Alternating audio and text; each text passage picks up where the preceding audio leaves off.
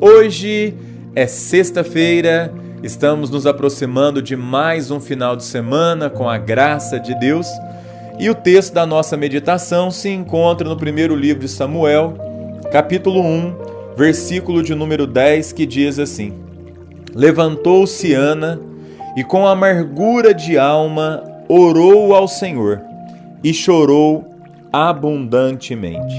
Nós temos meditado a respeito do tema Não desista dos seus sonhos.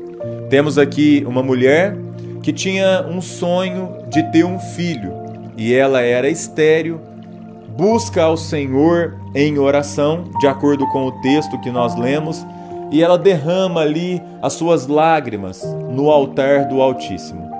E quando ela decide batalhar pelo seu sonho, ela começa então a enfrentar alguns predadores que se levantaram para tentar desanimá-la. Penina, que ficava zombando, o sacerdote que a intitulou como bêbada. Ontem aprendemos o seu marido Eucana, que falava para ela se conformar com aquela situação. E o quarto obstáculo que aquela mulher teve que enfrentar foi o desânimo. Dentro de casa, ela tem uma mulher que azucrinava a sua vida. Quando ela vai na igreja, o líder a chama de bêbada. Quando ela volta para casa, o marido fala que ela é doente para ela se conformar, pois ela nunca alcançaria o que ela desejava.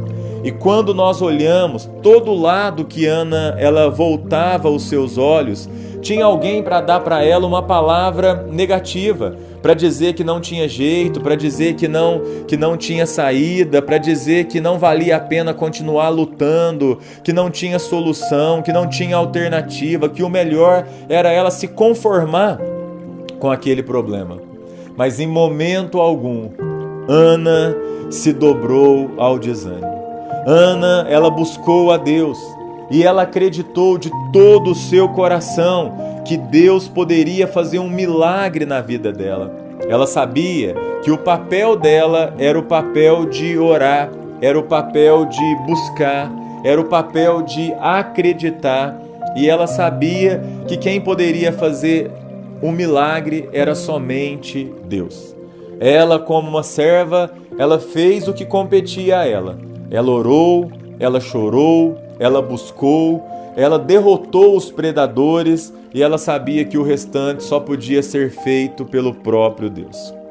Um pastor chamado Norman Vincent escreveu o seu primeiro livro com o tema O Poder do Pensamento Positivo.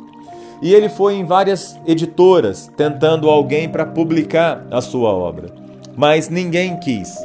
O pastor ficou desanimado, ele jogou as suas anotações num caixote e ele disse o seguinte: aí ficará o meu sonho. Ele joga aquele sonho num caixote.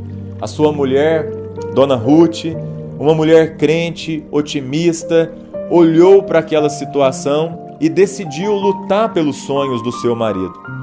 Ela então pegou aquelas anotações e ela começou a bater de porta em porta, tentando achar uma editora.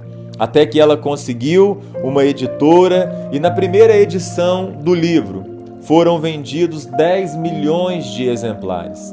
É por isso que eu tenho te falado no decorrer desta semana: não desista dos seus sonhos.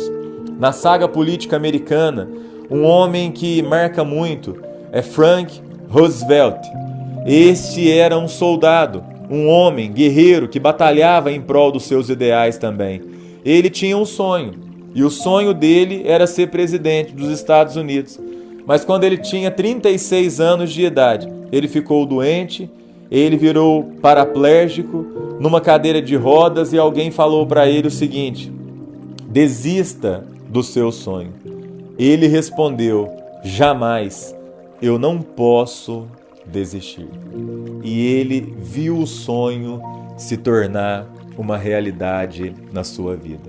Como também Ana, que foi agraciada por Deus e pôde viver um grande milagre na sua existência, porque ela não abriu mão do seu sonho, ela orou, ela buscou, ela chorou, ela bateu, ela procurou, e a Bíblia diz que aquele que procura, acha, aquele que bate, a porta se abre, e aquele que busca, encontra.